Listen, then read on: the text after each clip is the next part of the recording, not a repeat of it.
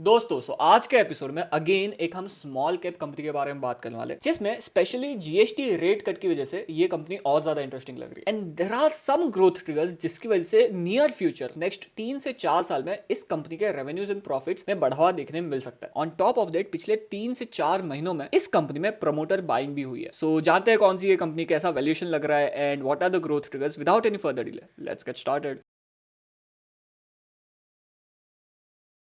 Hello दोस्तों, my name is Prateek. I hope you are doing well and जिस company की हम बात करने वाले हैं उस कंपनी का नाम हो जाता है cross limited. First of all इस कंपनी का आईपीओ आया था सितंबर 2024 में। 500 करोड़ का आईपीओ था, 250 करोड़ फ्रेश इशू थे और 250 करोड़ ऑफर फॉर सेल थे। एंड ये जो 250 करोड़ कंपनी के बैलेंस शीट में आया वो कंपनी ने डेट को रिड्यूस करने में यूज किए एंड ऑल्सो अपने कैपेसिटी को एक्सपांड करने के लिए एंड कैपेक्स में यूज किए। सो उसके बारे में हम डिस्कस करेंगे, बट फर्स्ट ऑफ ऑल हम डिस्कस कर लेते हैं कि ये कंपनी के प्रोडक्ट्स क्या है और ये कंपनी कौन से सेक्टर में काम करती है। बेसिकली ये कंपनी जो बड़े ट्रक्स रहते हैं एंड ट्रैक्टर्स रहते हैं उनके लिए ऑटोमोबाइल पार्ट्स बनाने का काम करती है, कंपोनेंट्स बनाने का काम करती है। सो कंपनी का मेजर रेवेन्यू अप्रोक्सीमेटली 40% रेवेन्यू आ जाता है tractor axles and suspensions components से and remaining 60% revenue other components से आता है। सो बेसिकली कंपनी के जो हीरो प्रोडक्ट्स हो जाते हैं, जो 40% ऑफ रेवेन्यू कंट्रीब्यूट करते हैं, वो हो जाता है tractor axles and suspensions. Right now if I tell you some more thing about the company, so यहाँ पर आपको थोड़ा बहुत ओवरव्यू मिल जाएगा कंपनी के प्रोडक्ट्स का। तो tractor axle, mechanical suspension, king pin SA, air suspension, axle shaft, तो ये जो सारे प्रोडक्ट्स है वो की प्रोडक्ट हो जाते हैं कंपनी के। एंड साथ ही साथ कंपनी नए प्रोडक्ट्स में भी एक्सपांड कर रही है, जैसे कि tipping jacks is one of the product, tag axles is one of the product जो कंपनी नए प्रोडक्ट्स में एक्सपांड कर रही है। जो बेसिकली जो हैवी ट्रक्स रहते हैं उनकी जो पीछे का जो ट्रंक रहता है उसको उठाने का काम करता है, वो टिपिंग जैक का काम होता है। एंड ये भी नया प्रोडक्ट कंपनी लॉन्च करने वाली है जो H2 ऑफ FY26 से स्टार्ट होने वाला है। सो ये सम ऑफ द प्रोडक्ट्स हो जाते हैं कंपनी। एंड कंपनी बेसिकली जो ट्रांसपोर्ट मोटर्स रहते हैं, जो बड़े बड़े ट्रक्स रहते हैं, जो एग्रीकल्चरल ट्रैक्टर्स रहते हैं, उनके लिए कंपोनेंट्स बनाने का काम करती है। Right now if you see over here, तो कंपनी का आईपीओ आया था सितंबर 2024 में एंड तब से लेके I think till April 2024 company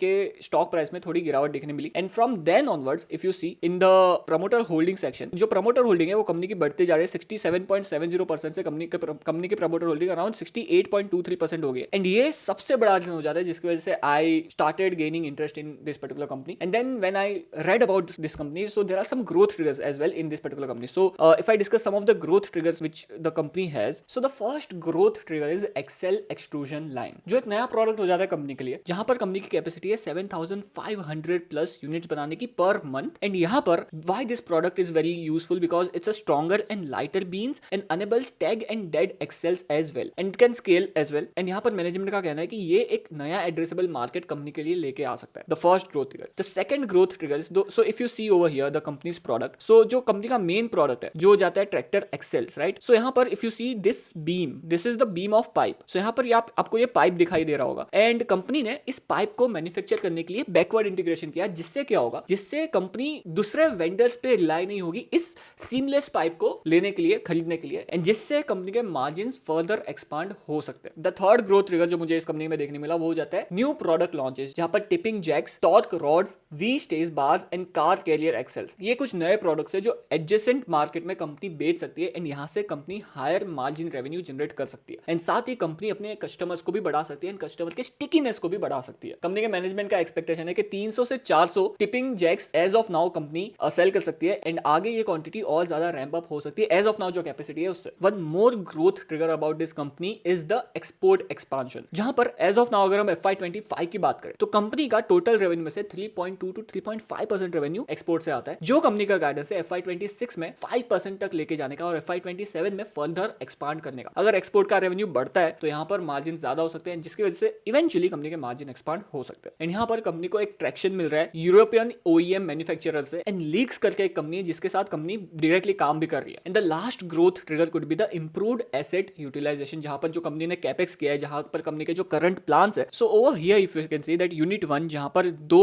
products manufacture होते हैं इन प्लांट्स में, coupling flanges and differential spiders. And यहाँ पर इफ यू सी जो कैपेसिटी यूटिलाइजेशन है वो 85% एंड 74% के आसपास है। यूनिट 3 जहां पर एक्सेल शाफ्ट्स मैन्युफैक्चर होते हैं एंड जो कैपेसिटी है कंपनी की, इंस्टॉल कैपेसिटी है वो 2,17,000 यूनिट्स की है and as of now 2,01,000 units हो रही है। सो अप्रोक्सीमेटली 74% का कैपेसिटी यूटिलाइजेशन है। जो यूनिट 4 है जहां पर ट्रैक्टर एक्सेल एंड सस्पेंशंस बनते हैं, बेल क्रैंक असेंबली बनती है and anti roll bars and stabiliser bar assembly है। यहाँ पर इफ यू सी जो कैपेसिटी यूटिलाइजेशन है वो 67%, 58% एंड 78% के आसपास है रिस्पेक्टिवली। एंड मैनेजमेंट का कहना है कि ये जो कैपेसिटी है वो एक्सपांड हो सकती है जिससे कंपनी कंपनी के रेवेन्यूज बढ़ सकते हैं एंड इवेंचुअली मार्जिन पे अफेक्ट हो सकता है. Now one more important thing which I want to discuss with you guys is the revenue growth. So if you see over here, जो FY22 से लेकर FY24 में जो रेवेन्यू ग्रोथ था that was quite robust, but from FY24 to FY25 the revenue was not improved, and the reason behind this particular thing is the slowdown in the end user market. जहां पर the first reason is that FY25 में because of early monsoon election की वजह से जो investments थोड़े रुक गए थे गवर्नमेंट्स के एंड कैपेक्स के एंड इंफ्रास्ट्रक्चर में स्पेंडिंग कम हो रही थी, जिसकी वजह से